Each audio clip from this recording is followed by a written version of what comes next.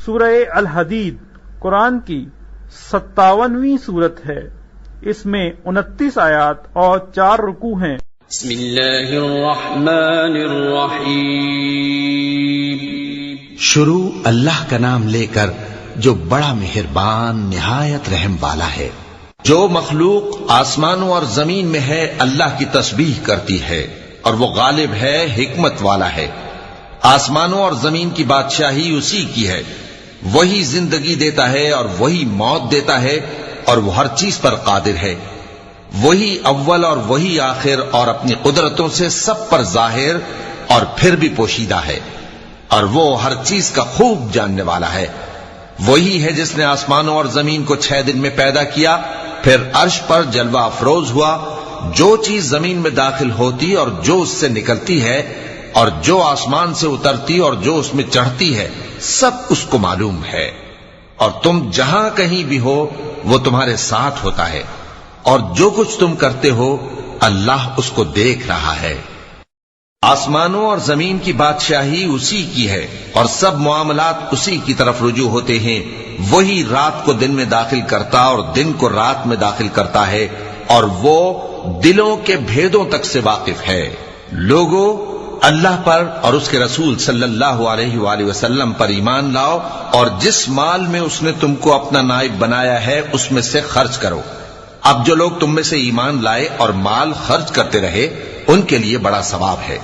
اور تم کیسے لوگ ہو کہ اللہ پر ایمان نہیں لاتے، حالانکہ اس کے پیغمبر صلی اللہ علیہ وآلہ وسلم تمہیں بلا رہے ہیں کہ اپنے پروردگار پر ایمان لاؤ، اور اگر تم کو یقین ہو تو وہ تم سے اس کا عہد بھی لے چکا ہے۔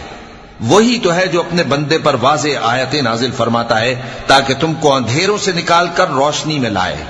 بے شک اللہ تم پر نہایت شفقت کرنے والا ہے، مہربان ہے۔ اور تم کو کیا ہوا ہے کہ اللہ کے راستے میں خرچ نہیں کرتے، حالانکہ آسمانوں اور زمین کی وراثت اللہ ہی کی ہے۔ جس شخص نے تم میں سے فتح مکہ سے پہلے خرچ کیا اور جنگ کی، وہ اور جس نے یہ کام بعد میں کیے وہ برابر نہیں۔ ان کا درجہ ان لوگوں سے کہیں بڑھ کر ہے جنہوں نے بعد میں مال خرچ کیے اور کفار سے جنگ کی، اور اللہ نے سب سے ہی ثواب نیک کا وعدہ کیا ہے، اور جو کام تم کرتے ہو اللہ ان سے واقف ہے۔ کون ہے جو اللہ کو نیک نیتی سے قرض دے تو وہ اس کو کئی گنا ادا کرے گا، اور اس کے لیے عزت کا صلہ یعنی جنت ہے۔ جس دن تم مومن مردوں اور مومن عورتوں کو دیکھو گے کہ ان کے ایمان کا نور ان کے آگے آگے اور داہنی طرف چل رہا ہے، تو ان سے کہا جائے گا کہ تم کو بشارت ہو کہ آج تمہارے لیے باغ ہیں جن کے نیچے نہریں بہ رہی ہیں، ان میں تم ہمیشہ رہو گے، یہی بڑی کامیابی ہے۔ اس دن منافق مرد اور منافق عورتیں مومنوں سے کہیں گے کہ ہمارے لیے انتظار کرو کہ ہم بھی تمہارے نور سے روشنی حاصل کریں۔ ان سے کہا جائے گا کہ پیچھے کو لوٹ جاؤ، پس وہاں نور تلاش کرو۔ پھر ان کے بیچ میں ایک دیوار کھڑی کر دی جائے گی جس میں ایک دروازہ ہوگا، جو اس کی جانب اندرونی ہے اس میں تو رحمت ہے، اور جو بیرونی جانب ہے اس طرف عذاب ہے۔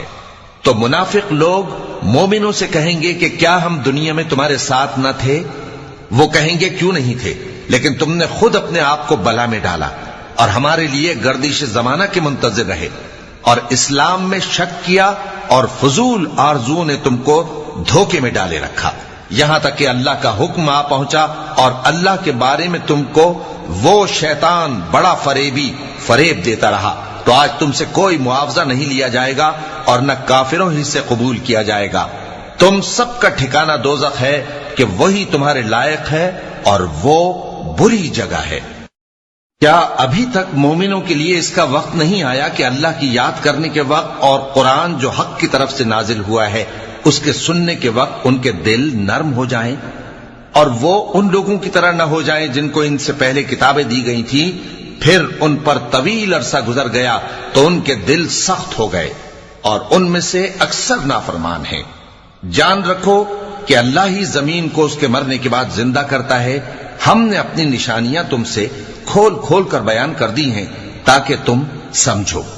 جو لوگ خیرات کرنے والے ہیں، مرد بھی اور عورتیں بھی، اور اللہ کو نیک نیتی سے قرض دیتے ہیں، ان کو کئی گنا ادا کیا جائے گا، اور ان کے لیے عزت کا صلہ ہے۔ اور جو لوگ اللہ اور اس کے پیغمبروں پر ایمان لائے یہی اپنے پروردگار کے نزدیک صدیق اور شہید ہیں. ان کے لیے ان کے اعمال کا صلہ ہوگا اور ان کے ایمان کی روشنی بھی ہوگی. جن لوگوں نے کفر کیا اور ہماری آیتوں کو جھٹلایا وہی اہل دوزخ ہیں.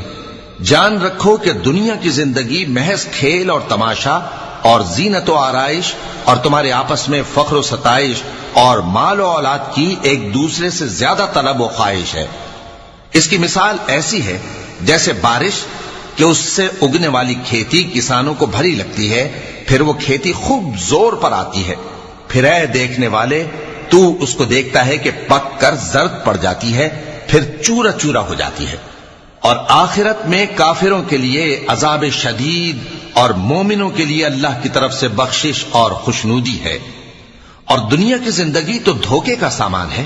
بندو اپنے پروردگار کی بخشش کی طرف اور جنت کی طرف لپکو جس کا عرض آسمان اور زمین کے عرض کا سا ہے، اور وہ ان لوگوں کے لیے تیار کی گئی ہے جو اللہ پر اور اس کے پیغمبروں پر ایمان لائے ہیں. یہ اللہ کا فضل ہے، جسے چاہے عطا فرمائے، اور اللہ بڑے فضل کا مالک ہے. کوئی مصیبت زمین میں اور خود تم پر نہیں پڑتی مگر پیشتر اس کے کہ ہم اس کو پیدا کریں ایک کتاب میں لکھی ہوئی ہوتی ہے، اور یہ کام اللہ کو آسان ہے. تاکہ جو فائدہ تمہیں حاصل نہ ہو سکا اس کا غم نہ کھایا کرو، اور جو تم کو اس نے دیا ہو اس پر اترایا نہ کرو. اور اللہ کسی اترانے اور شیخی بگارنے والے کو دوست نہیں رکھتا. جو خود بھی بخل کریں اور لوگوں کو بھی بخل سکھائیں. اور جو شخص روح گردانی کرے تو اللہ بھی بے نیاز ہے، لائق حمد و ثنا ہے. ہم نے اپنے پیغمبروں کو کھلی نشانیاں دے کر بھیجا اور ان پر کتابیں نازل کی اور میزان عدل تاکہ لوگ انصاف پر قائم رہیں. اور لوہا پیدا کیا کہ اس میں اسلحہ جنگ کے لحاظ سے زور بھی بہت ہے اور لوگوں کے لیے فائدے بھی ہیں. اور اس لیے کہ جو لوگ بن دیکھے اللہ اور اس کے پیغمبروں کی مدد کرتے ہیں اللہ ان کو معلوم کرے. بے شک اللہ زور آور ہے، غالب ہے. اور ہم نے نوح اور ابراہیم کو پیغمبر بنا کر بھیجا اور ان کی اولاد میں پیغمبری اور کتاب کے سلسلے کو وقتاً فوقتاً جاری رکھا. سو بعض تو ان میں سے ہدایت پر ہیں اور اکثر ان میں سے نافرمان ہیں. پھر ان کے پیچھے انہی کے قدموں پر اور پیغمبر بھیجے اور ان کے پیچھے مریم کے بیٹے عیسیٰ کو بھیجا اور ان کو انجیل عنایت کی. اور جن لوگوں نے ان کی پیروی کی ان کے دلوں میں شفقت اور مہربانی ڈال دی. اور ترک دنیا والی نئی بات تو خود انہوں نے نکال لی، ہم نے ان کو اس کا حکم نہیں دیا تھا، مگر انہوں نے اپنے خیال میں اللہ کی خوشنودی حاصل کرنے کے لیے آپ ہی ایسا کر لیا تھا. پھر جیسا اس کو نبھانا چاہیے تھا نبھا بھی نہ سکے. بس جو لوگ ان میں سے ایمان لائے ان کو ہم نے ان کا اجر دیا اور ان میں بہت سے نافرمان ہیں.